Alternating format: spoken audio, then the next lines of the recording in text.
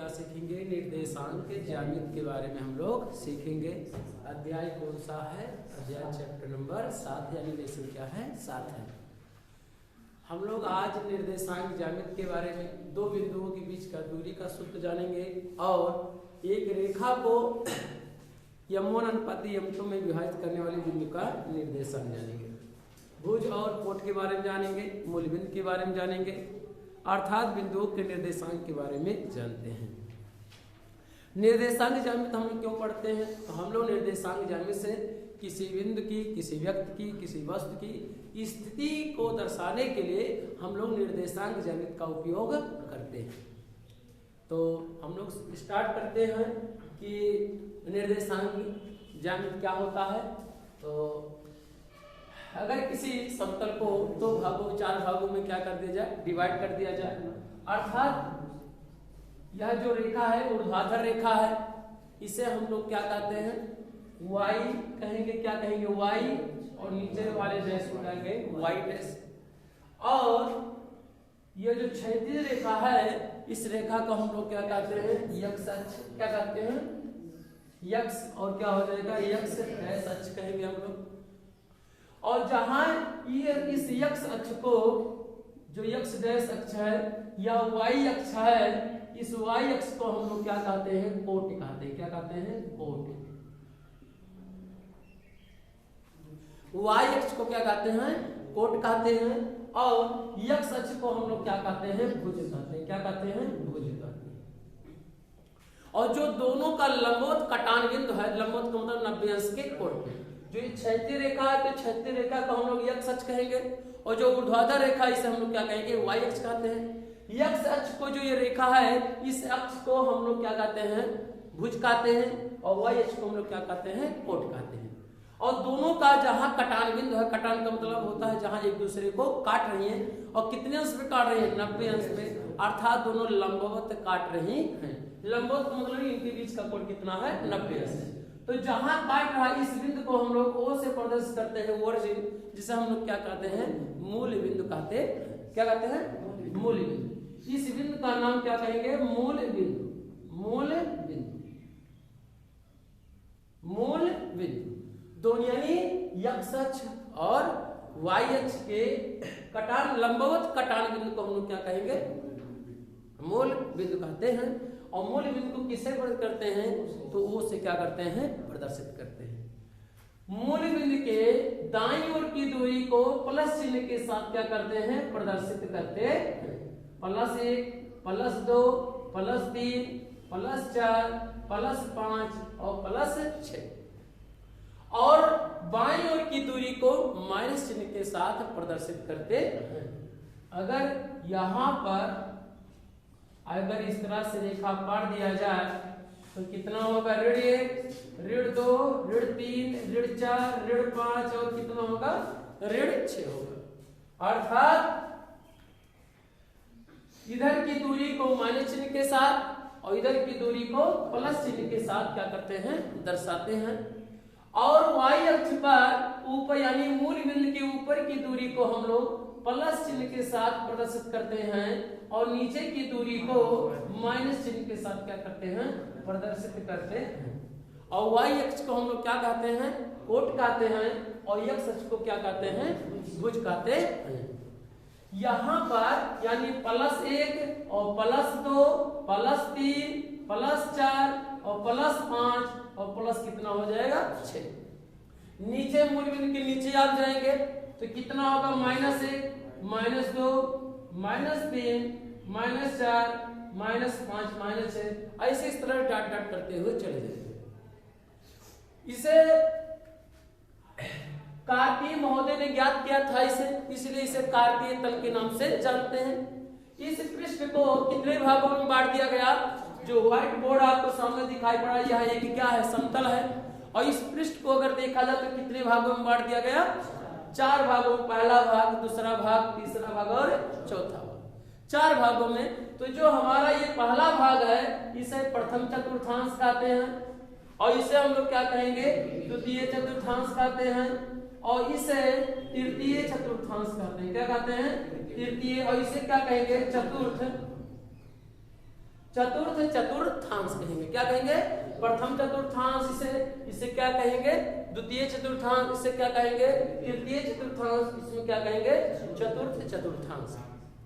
चतुर्थांश माने 4 भाग होता है, अंश माने क्या होता है? भाग। 4 इस समतल को यानी व्हाइट बोर्ड को कितने भागों में बांट दिया गया? 4 भागों में क्या कर दिया गया? डिवाइड कर दिया गया। जिसे हम लोग और इसे ऐसे इस तरह से, तो प्रथम चतुर्थांश, इसे हम लोग क्या कहेंगे? द्वितीय, और इसे क्या कहेंगे? तृतीय, और इसे क्या कहेंगे? चतुर्थ। चतुर्थ चतुर्थांश। इसमें इधर का यानी निर्देशांक के बारे में भुज को अगर करें तो भुज क्या होता है? भुज को हम लोग किसे कहते हैं? भुज क्या होता है? कोट के बारे में हम लोग जानेंगे, और क्या जानेंगे हम लोग? निर्देशांक के बारे में। क्या जानेंगे? मूल बिंदु के बारे में। क्या जानेंगे? मूल बिंदु के बारे में। इसके बाद हम लोग क्या जानेंगे? निर्देशांक मानेंगे। क्या मानेंगे? निर्देशांक। निर्देशांक। इन चारों पॉइंटों को हम लोग अच्छी तरह से क्या करें? समझ लें। भुज किसे कहते हैं? यक्ष अक्ष को क्या कहते हैं? भुज कहते हैं। यक्ष अक्ष को क्या कहते हैं? भुज कहते हैं। भुज कहते हैं। कोट किसे कहते हैं? तो कोट किसे कहते हैं? वाई अक्ष को हम लोग क्या कहते हैं? वाई अक्ष को कोट कहते हैं। कोट कहते हैं। मूल बिंदु किसे कहते हैं? एक्स अक्ष और वाई अक्ष के लंबवत कटान बिंदु को क्या कहते हैं? मूल। लंबवत कटान बिंदु का मतलब यह है कि एक्स और वाई अक्ष एक दूसरे को 90 अंश पे क्या करती हैं? काटती हैं, यानी इंटरसेक्ट करती हैं। तो हम लोग यहां पर क्या कहेंगे? यानी एक्स मूल बिंदु को एक्स अक्ष तथा वाई अक्ष के लंबवत कटान बिंदु को, लंबवत कटान बिंदु को, कटान बिंदु को मूल बिंदु कहते हैं। क्या कहते हैं? मूल बिंदु कहते हैं। इसे किससे बड़े करते हैं? ओ से क्या करते हैं? प्रदर्शित करते हैं। इसे ओ से क्या करते हैं? प्रदर्शित करते हैं। प्रदर्शित करते हैं। निर्देशांक क्या होता है? तो ये यानी यक्स कामा स्मॉल में यक्स कामा वाई को बिंदु, किसी बिंदु का क्या कहते हैं? निर्देशांक कहते हैं। यक्स कामा वाई को हम लोग क्या कहते हैं? बिंदु का निर्देशांक कहते हैं। बिंदु का निर्देशांक कहते हैं। निर्देशांक कहते हैं। यानी निर्देशांक को यदि हमें लिखना है, पहले एक्स अक्ष पे चली गई दूरी को और कामा लगाकर वाई अक्ष पे चली गई दूरी को लिख दिया जाए किस कोष्टक में? छोटे कोष्टक में। तो हमारा क्या होता है? निर्देशांक होता है।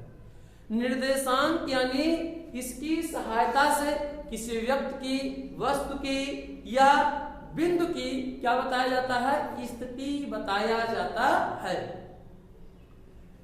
अब हम लोग सीखेंगे निर्देशांक कि यक्ष अक्ष पर अगर देखा जाए, यक्ष अक्ष पर बिंदु का निर्देशांक, यक्ष अक्ष पर बिंदु का निर्देशांक कितना होगा?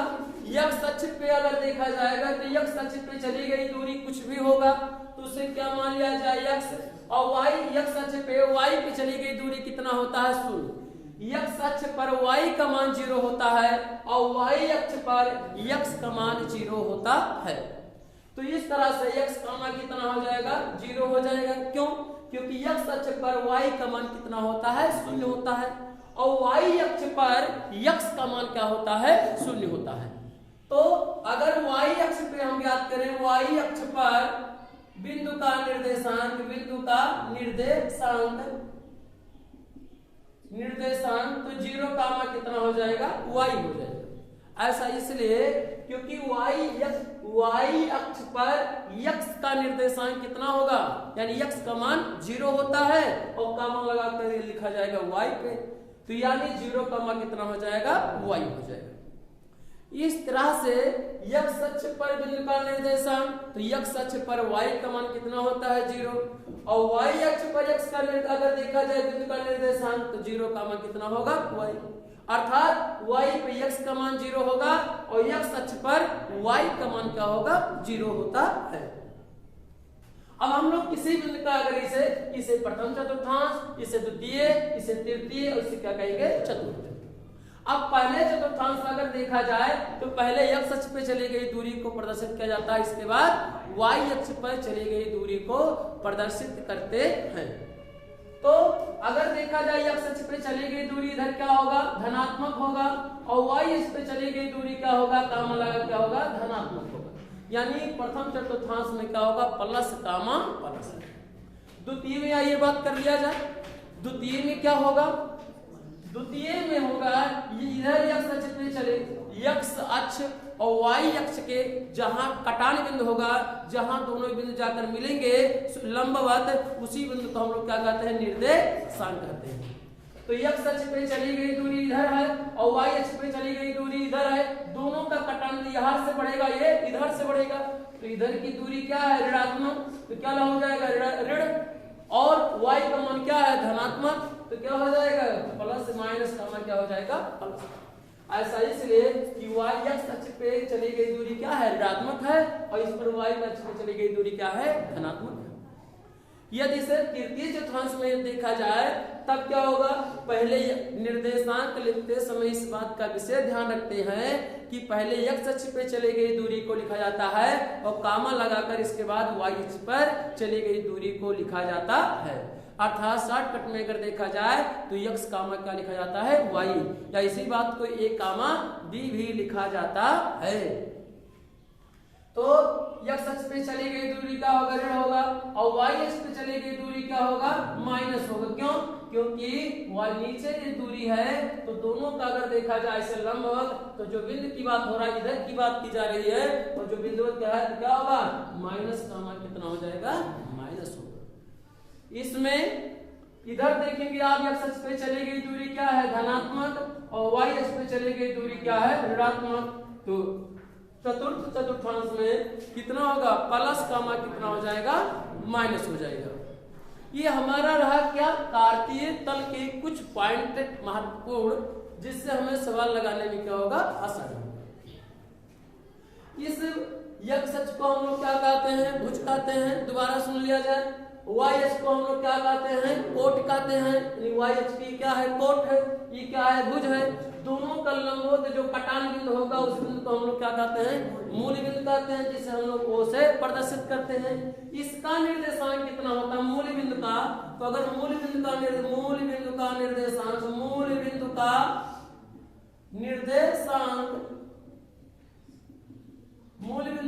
0 का मान कितना होता है, 0 होता है। कितना होता है, 0 का मान 0 होता है। क्यों, क्योंकि यहाँ पर ये वर्चिन यानी मूल बिंदु है ना, तो यहाँ से x अक्ष पे चली गई दूरी कुछ है यानी 0 है, और y अक्ष पे चली गई दूरी भी क्या है, 0 है। इसलिए इस बिंदु का जो निर्देशांक है क्या होगा, 0 का मान 0 होगा। क्या होगा, 0 का मान 0। तो मूल बिंदु का निर्देशांक कितना होगा, 0 का मान 0। इसका मतलब है कि मूल बिंदु से x अक्ष पे चली गई दूरी कितना है, 0 है, और y अक्ष पे चली गई दूरी कितना है, 0 है। इसका मतलब ये हुआ। अब हम लोग सीखेंगे दो बिंदुओं के बीच का दूरी का सूत्र। यदि दो बिंदु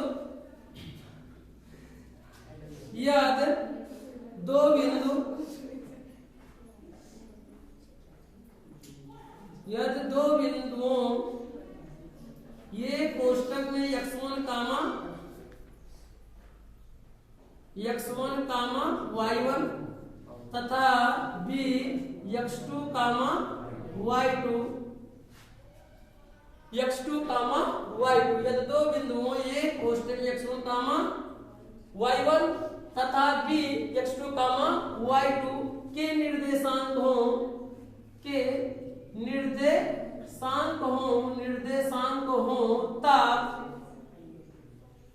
निर्देशांक होते हैं, यानी दो बिंदु हो, यानी एक का निर्देशांक कितना है x1 का मान कितना है y1, और एक दूसरा बिंदु है x2 का मान क्या है y2। अगर इस बिंदु को हम लोग कहीं भी यहाँ पे दर्शा लिया जाए इस निर्देशांक में कि एक बिंदु ये है, इसका निर्देशांक कितना है x1 का मान कितना है y1, और एक दूसरा बिंदु क्या है b है, और इसका निर्देशांक x2 का मान कितना है y2 है। अगर इन दोनों बिंदुओं को मिला दिया जाए तो इनके बीच की कुछ दूरी होगा, और इस बीच की दूरी को हम लोग किसके सूत्र तो का निर्देशांक हो तब क्या करेंगे, AB के बीच की दूरी, क्या करेंगे AB के बीच की दूरी, AB के बीच की दूरी, बीच की दूरी,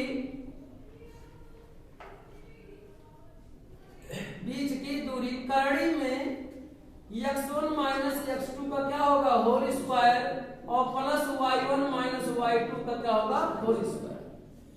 चूंकि बीच की डिस्टेंस माने दूरी होता है इसलिए d से भी लिख सकते हैं, और a से b के बीच की दूरी, और चाहे b से a के बीच की दूरी मापा जाए, चाहे a से b के बीच की दूरी, चाहे b से a के बीच की दूरी मापा जाए, तो दोनों क्या होगा बराबर होगा। अगर होगा तो हम लोग इस बात को लिख सकते हैं डिस्टेंस माने क्या होता है दूरी, करड़ी में x2 माइनस x1 का whole square plus y2 minus y1 का होल स्क्वायर भी लिख सकते हैं। चाहे x1 माइनस x2 का होल स्क्वायर लिखा जाए और प्लस y1 माइनस y2, क्यों, क्योंकि a से b के बीच की दूरी। अगर ba होता b से a के बीच की दूरी, तो यहाँ पर हम लोग क्या करते हैं x2 माइनस x1 का whole square plus y2 minus y1 का क्या होगा होल स्क्वायर। चूंकि x1 माइनस x2 यहाँ पर x2 में दोनों वैल्यू क्या होगा बराबर होगा, सेम होगा, इसलिए दोनों सूत्र क्या है एक ही है। इसलिए बीच का दूरी का जो सूत्र चाहे इसको लिखा जाए और चाहे इसको लिखा है, कभी कोई किताबों में ये लिखा है, कभी कोई दूसरी किताबों में ये लिखा है, लेकिन दोनों क्या है सेम होते हैं। यानी बीच की डिस्टेंस की जो दूरी है d, करड़ी में कितना होगा x2 माइनस x1 का whole square plus y2 minus y1 का क्या होगा होल स्क्वायर। यानी दो बिंदुओं के बीच की दूरी का ये क्या है सूत्र है कि करड़ी में क्या होगा x2 माइनस x1 का होल स्क्वायर और प्लस y2 माइनस y1 का क्या होगा होल स्क्वायर। ज्यादा करके हम लोग x1 माइनस x2 का होल स्क्वायर और प्लस y1 माइनस y2 का होल स्क्वायर का क्या करते हैं हम लोग, इसी का ज्यादा क्या करते हैं उपयोग करते हैं। यानी इस बीच की दूरी का जो सूत्र होगा d होगा, और d बराबर कितना होता है करड़ी में x1 माइनस x2 का whole square plus y2 minus y1 का क्या होगा होल स्क्वायर। ये क्या रहा दो बिंदुओं के बीच का क्या रहा दूरी का क्या रहा सूत्र, और बहुत ही क्या है इंपॉर्टेंट। चलिए अगला हम लोग सीखेंगे, अब हम लोग 7.1 प्रश्न वाली 7.1 को हम लोग क्या करेंगे सॉल्व करेंगे इसी सूत्र की सहायता से। कौन सा सूत्र है हमारे पास, एक सूत्र है AB बराबर कौन सा है करड़ी में क्या है x1 माइनस x2 का क्या है होल स्क्वायर और प्लस y1 माइनस y2 का क्या है होल स्क्वायर। ये किस चीज का सूत्र है, दो बिंदुओं के बीच का दूरी का क्या है सूत्र है। अगर हम लोग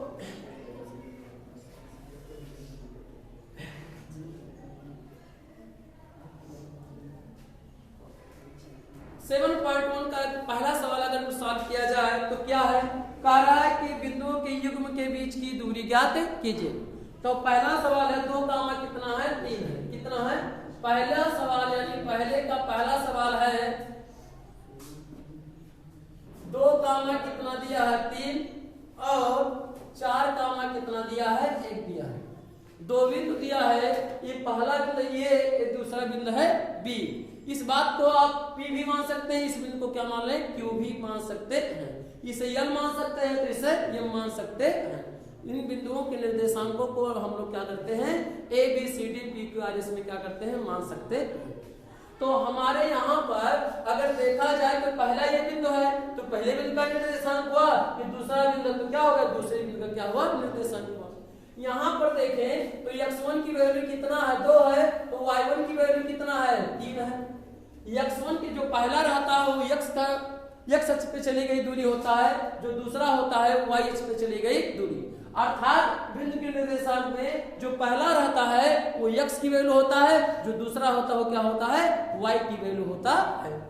तो हम लोग यहाँ पर यहाँ पर देखेंगे वो x1 और y1 यहाँ पर क्या होगा x2 और क्या हो जाएगा x2 की वैल्यू कितना है 4 और y2 की वैल्यू कितना है सभी बिंदुओं को क्या कर दिया गया लिख लिया गया।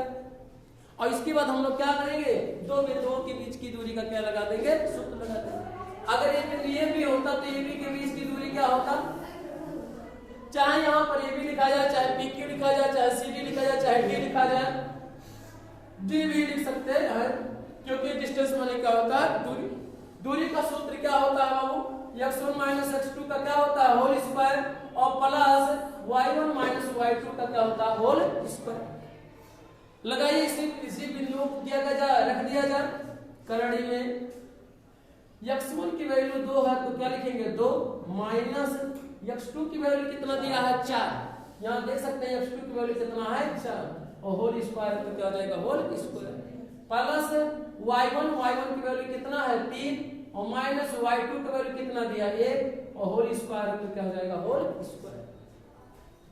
इस बात को हम लोग सॉल्व कर लेंगे d बराबर क्या आएगा d बराबर आएगा 2 में से 4 घटाएं कितना बचेगा -2 बचेगा क्योंकि 4 ऋणात्मक है तो 2 में से तो घटेगा नहीं 4 में से घटेगा 4 ऋणात्मक है तो इसलिए क्या हो जाए माइनस कितना हो जाएगा 2 और क्या हो जाएगा होल स्क्वायर प्लस 3 में से घटाएं कितना बचेगा 2 और स्क्वायर कितना हो जाएगा 2 का स्क्वायर। इसी बात को और आगे क्या कर लिया जाए बढ़ा के साफ कर लिया जाए 2 ऋण 2 का स्क्वायर करेंगे ऋण 2 गुणे ऋण 2 ऋण गुण माइनस गुणे माइनस क्या हो जाएगा प्लस और 2 दूना कितना हो जाएगा 4 तो 4 हो गया और 2 का स्क्वायर करेंगे कितना हो जाएगा 2 गुणे 2 2 दूना 4 तो 4 4 कितना हो जाएगा 8 हो जाएगा। इसका वर्गमूल निकालेंगे तो कितना आएगा 2 प्रणाली में कितना आ जाएगा 2 कैसे निकालेंगे हम लोग वर्गमूल निकालना जानते हैं 8 का गुणनखंड करेंगे तो 2 गुणे 2 गुणे कितना होगा 2 आप क्या करेंगे जोड़ा ही वर्गमूल निकालते समय जोड़ा ही निकाला जाता है तो जोड़ा ही निकल जाएगा एक कले रहेगा तो उसको कड़ी में ही रहने देगा तो बीच की दूरी का सूत्र क्या हुआ कितना रहा इतना रहा यानी d बराबर 2 कड़ी में 2 ये रहा कौन सा 7.1 का पहला सवाल ठीक। इसके बाद हम लोग अब सॉल्व करेंगे कौन सा सॉल्व दूसरा प्रश्न हम लोग इसी प्रश्नावली का है यानी सॉल्व क्या करेंगे हम लोग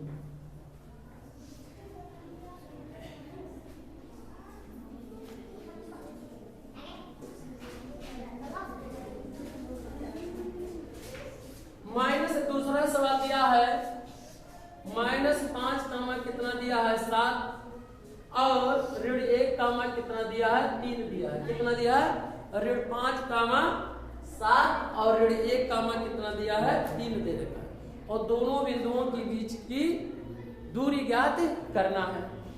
तो यहाँ पर x1 की वैल्यू कितना है ऋण 5 है ये x1 है तो ये क्या है y1 तो y1 की वैल्यू कितना दिया है 7 यहाँ पर x2 की वैल्यू कितना दिया है माइनस है तो y2 की वैल्यू कितना दिया है सॉरी हाँ y2 की वैल्यू कितना दिया है 3 दे रखा है और दोनों बिंदुओं का क्या लगाना है दोनों बिंदुओं के बीच की दूरी ज्ञात करना है तो d बराबर क्या करिए ज्ञात करिए। चलिए साथ क्या जाए d बराबर कौन सा सूत्र है बाबू करड़ी में x1 x2 का होल स्क्वायर और प्लस y1 y2 का होल स्क्वायर साथ किया जाए करड़ी में x1 की वैल्यू -5 माइनस x2 की वैल्यू कितना है 7 तो क्या लिखेंगे 7 और होल स्क्वायर तो आ जाएगा होल स्क्वायर प्लस y1 की वैल्यू कितना दिया है y1 की वैल्यू नहीं यहाँ पर x1 की वैल्यू ऋण 5 और x2 की वैल्यू -1 दे रखा कितना दिया है -1 दे रखा है प्लस y1 की वैल्यू कितना दिया है 7 और माइनस y2 की वैल्यू कितना दिया है 3 और होल स्क्वायर में क्या है होल स्क्वायर सॉल्व किया जाए आगे करेंगे देखेंगे -5 है तो -5 पर आने देंगे माइनस गुणे मान क्या हो जाएगा प्लस 1 का क्या होगा होल स्क्वायर प्लस 7 में से 3 घटाएं कितना बचेगा 4 तो क्या करेंगे 4 का क्या करेंगे स्क्वायर कर देंगे सॉल्व कर लेंगे आगे तो क्या करेंगे ऋण 5 है यहाँ पर और धन 1 है तो कितना बचेगा 4 बचे ऋण यहाँ पर ऋण, यहाँ पर प्लस और विपरीत चिन्ह आता है तो क्या हो जाता है, घट जाता है। तो ऋण 5 और प्लस 1 तो कितना होगा, माइनस कितना होगा, 4 का होल स्क्वायर प्लस और क्या होगा 4 का स्क्वायर, वर्ग कर गया 4 चौका कितना होगा 16, 4 चौका कितना होगा 16, 16 16 कितना हो जाएगा 32 हो जाएगा। वर्गमूल निकालेंगे तो कितना होगा बाबू, इसका वर्गमूल निकालेंगे 4 गुणे 4 और गुणे कितना हो जाएगा 2, तो एक जोड़ा निकल जाएगा कि नहीं, तो निकल जाएगा 4, जो नहीं निकलेगा उसको करड़ी में ही रहने देंगे। यानी डी बराबर कितना गया, इसका कोई मात्रक नहीं दे रखा है इसलिए मात्रक भी लिख सकते हैं। अगर यह बिंदु सेंटीमीटर में होगा तो ये क्या होगा सेंटीमीटर में, अगर यह बिंदु मीटर में होगा तो क्या आएगा मीटर में आएगा, ये किलोमीटर में होगा तो क्या आएगा किलोमीटर में होगा। जो ये बिंदु के जिन भौतिक राशियों का यानी जो मात्रक होंगे जिसके, वही हमारा क्या हो यहाँ पर आएगा। ठीक है, मीटर में होगा तो नीचे मीटर में, किलोमीटर में होगा तो किलोमीटर, सेंटीमीटर में होगा तो मिलीमीटर में होगा तो मिलीमीटर में होगा। ये रहा दो बिंदुओं के बीच की दूरी का सूत्र से संबंधित दो सवाल। एक और सवाल दिया है और कहा है कि ये कामा बी, तीसरा सवाल दे रखा है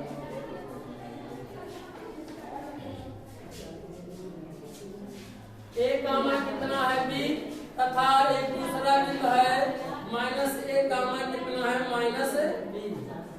दोनों बिंदुओं के बीच का क्या लगाना है, सूत्र लगाना है। तो इसे हम लोग क्या मानेंगे, x1 ये क्या हो जाएगा y1, ये हमारा x2 ये क्या हो जाएगा y2। अब हम लोग क्या करें, d बराबर क्या करें, ज्ञात करना। d बराबर क्या होता है बाबू, x1 माइनस x2 का क्या होता है होल स्क्वायर और प्लस y1 माइनस y2 का क्या होता है होल स्क्वायर। साफ कर लिया जाए तो करड़ी में कितना होगा, करेंगे x1 की वैल्यू कितना है a माइनस होगा और दूसरा वैल्यू है a2 मान माइनस a है तो माइनस क्या हो जाएगा प्लस a हो जाएगा होल स्क्वायर। ऐसे y1 की वैल्यू कितना है b माइनस होगा फिर माइनस b होगा, चूंकि माइनस क्या हो जाएगा प्लस हो जाएगा, क्या हो जाएगा प्लस। यहाँ पे भी दिखा सकते हैं माइनस है फिर माइनस कितना होगा a, क्या करेंगे हम लोग फिर से साफ करेंगे। x1 की वैल्यू ये है तो ये माइनस x2 की वैल्यू कितना दिया है माइनस a, और इसके बाद मझले कोष्टक का क्या कर देंगे, इस प्रयोग कर देंगे क्योंकि छोटे कोष्टक के बाद क्या होगा बड़ा कोष्टक कर देंगे, मझला कोष्टक कर देंगे। और प्लस ऐसे y1 की वैल्यू कितना दिया बाबू b दे रखा है फिर माइनस कितना होगा b और होल क्या हो जाएगा स्क्वायर हो जाएगा, क्या हो जाएगा स्क्वायर। साफ करिए, माइनस गुणा माइनस क्या हो जाएगा प्लस, तो माइनस गुणा माइनस क्या होगा प्लस, यानी ये प्लस ए का क्या हो जाएगा होल स्क्वायर और प्लस बी और माइनस गुणा माइनस क्या करेंगे प्लस, माइनस गुणा माइनस क्या जाता है प्लस, तो प्लस क्या हो जाएगा बी का होल स्क्वायर। ए में ये जोड़ेंगे कितना होगा 2a, देखिए ये में प्लस ए में जोड़ेंगे तो इसका एक अंक है, यहाँ पर एक अंक है, एक जोड़ेंगे कितना हो जाएगा 2 और ये है तो क्या हो जाएगा ये, तो क्या हो जाएगा 2a, तो कितना हो जाएगा 2a का क्या होगा होल स्क्वायर प्लस कितना होगा बाबू, ऐसे b में b जोड़े एक b और एक b कितना हो जाएगा 2b।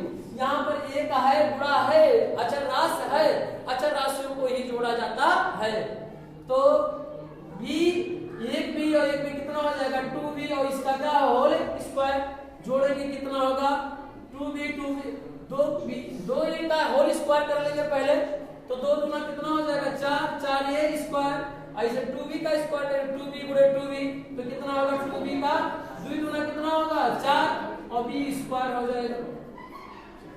हम देख रहे हैं कि 4 के सम में क्या है कॉमन वर्ग, तो 4 कॉमन है तो उसको क्या करेंगे बाहर निकाल लेंगे, क्या बचा ये स्क्वायर क्या करेंगे b निकालने का मतलब यहाँ पर है गुणनखंड निकालने, 4 इसमें गुणनखंड है 4 इसमें है तो दोनों में जो कॉमन रहता है उभयनिष्ठ है उसको क्या करते हैं बाहर निकाल लेते हैं। उभयनिष्ठ का मतलब है कि जो दोनों पदों में होगा उसी को हम लोग कॉमन निकालेंगे ठीक, तो 40 में है 40 में दोनों को बाहर निकालने का मतलब है यहाँ पर गुणनखंड निकालना है। तो 4 का अगर देखा जाए तो 4 का वर्गमूल कितना होगा 2, तो बाहर निकाल लेंगे 4 को और ये स्क्वायर और प्लस क्या बचेगा b स्क्वायर, यही हमारा क्या हो जाएगा आंसर। और चाहे इसे मात्रक भी लिख सकते हैं। मात्रक भी लिख सकते हैं, क्योंकि जो बिंदु के मात्रक होंगे अगर मीटर में होंगे तो मीटर में और सेंटीमीटर में होंगे तो सेंटीमीटर में हम लोग करेंगे। ठीक है, ये रहा हमारा कौन सा 7.1 का था पहले की कौन से 3 सवाल। अगला कहा है कि 0, बिंदुओं, दूसरा सवाल है 0, तथा 36, 15 के बीच की दूरी ज्ञात कीजिए। क्या अब आप अनुच्छेद 7 पॉइंट दिए गए सहारों ए और बी के बीच की दूरी ज्ञात कर सकते हैं? उदाहरण में तालिका बना है,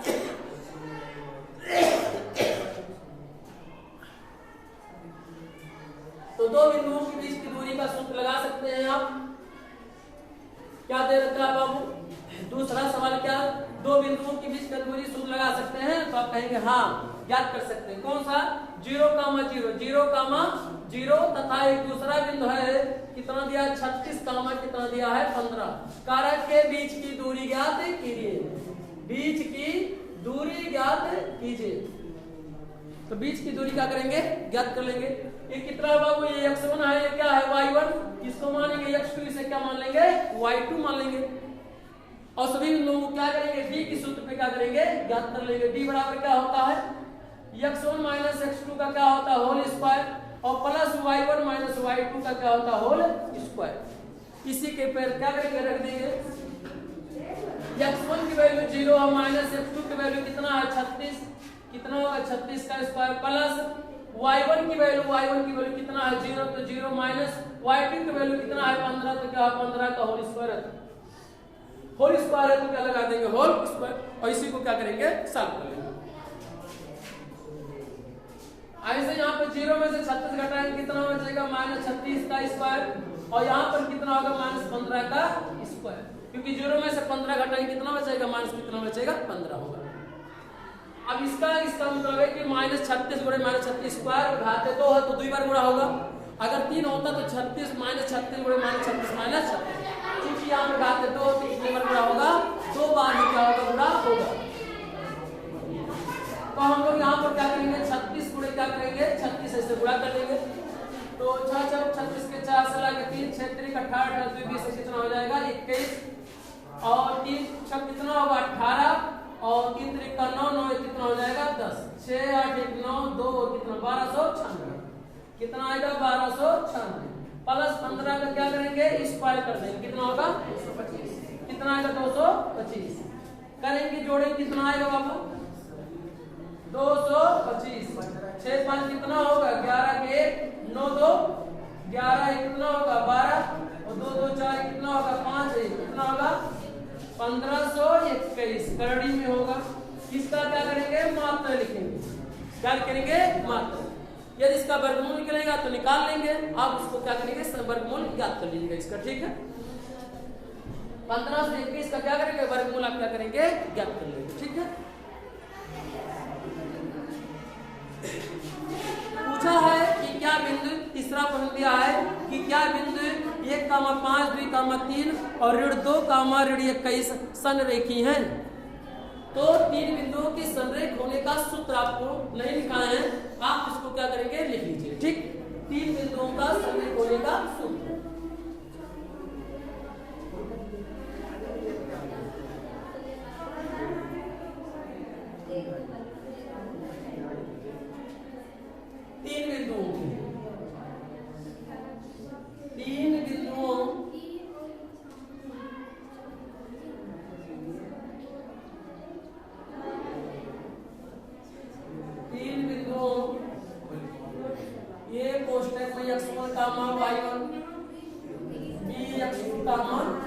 y2 तथा c x3 y3 3 बिंदुओं इतना के संरेख होने का संरेख होने का प्रतिबंध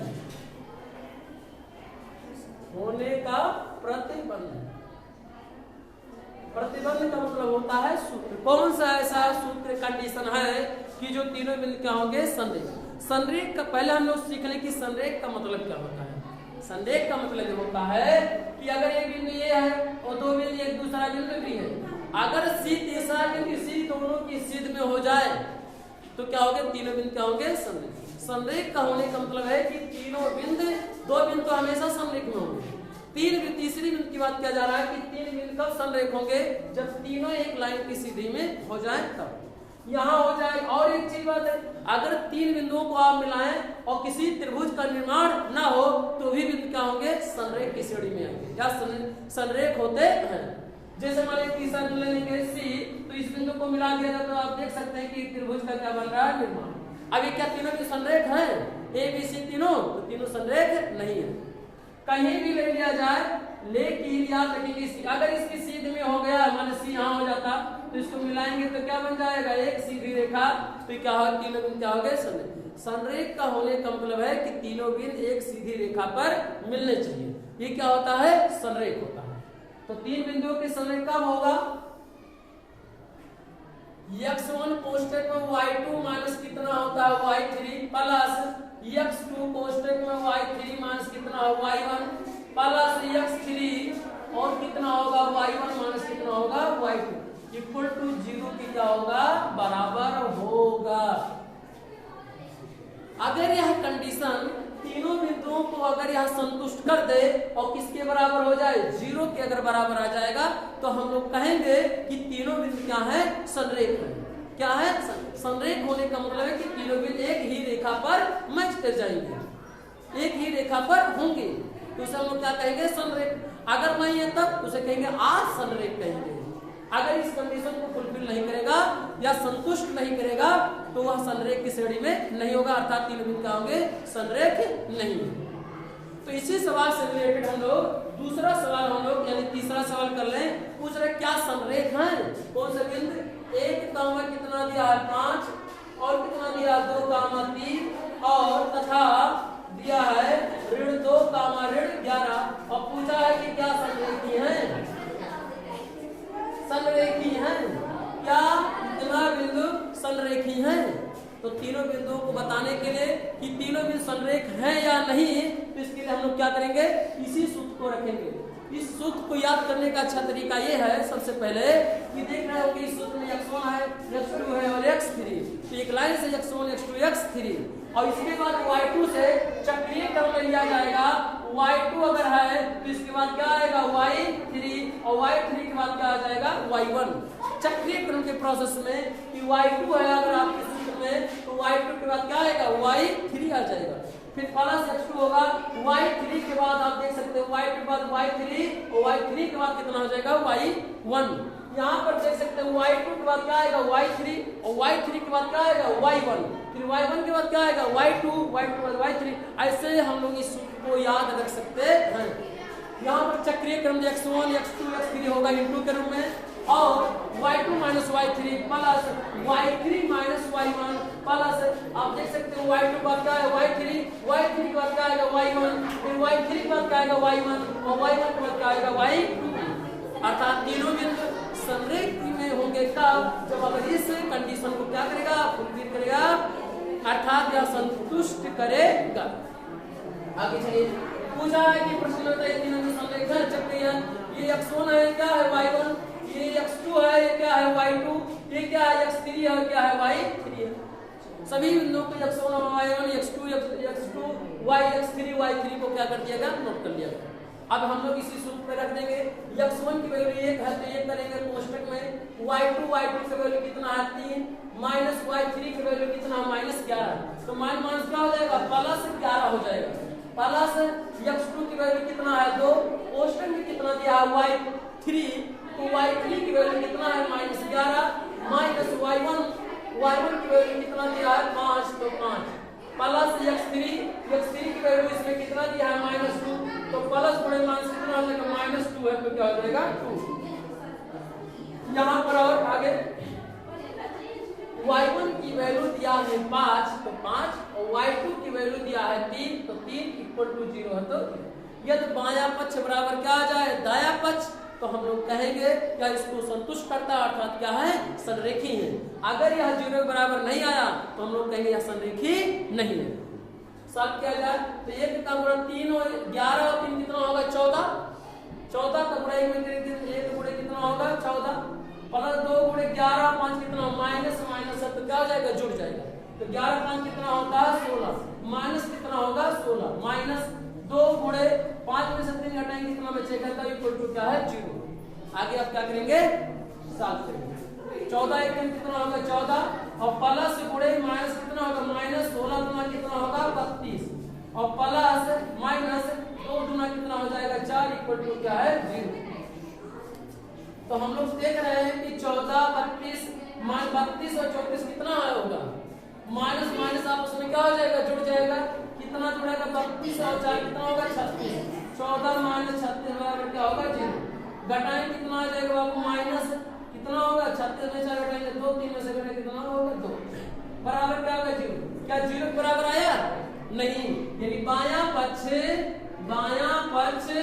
डज नॉट इक्वल टू दायां पक्ष, यानी बायां पक्ष दाएं पक्ष के बराबर नहीं है, इसलिए अगर बराबर नहीं है तो इसलिए संरेख नहीं। अतः लिखेंगे तीनों बिंदु संरेख नहीं। अतः तीनों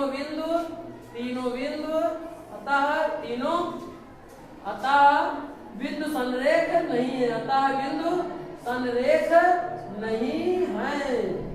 प्रश्न में पूछा था, आंसर क्या दे रहा है, संरेख क्या दे रहा है, तो पता चल गया। यह सूत्र बहुत ही इंपॉर्टेंट है, इस बात का हमेशा याद रखेंगे, ठीक है।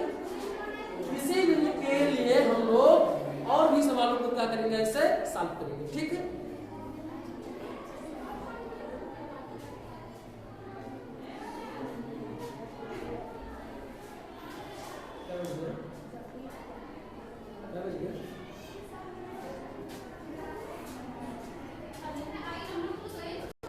अब हम लोग क्या सीखें, यानी अगले पार्ट में हम लोग क्या करेंगे, अध्ययन करेंगे।